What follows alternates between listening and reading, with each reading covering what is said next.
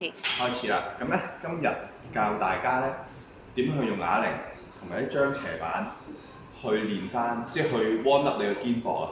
做一個叫做肩外旋嘅動作。咁我哋需要一張斜板，教到斜斜地啦。咁揾一個輕少少嘅啞鈴啊。咁咧之後個人就趴落去個 bench 嗰度。OK。咁我打開隻手咯喎，而家90度啦隻手係咪？之後咧向上轉，之後落到幾多咧？唔好水平，即係唔好直線指落去，少少打斜，之後再向上。咁而家做緊啲咩咧？就係做一個膊頭向外轉嘅動作啦。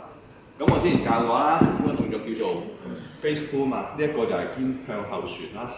咁而如果你嗰個冇肌冇機嘅情況下咧，你可以用啞鈴去做一個向外轉嘅動作。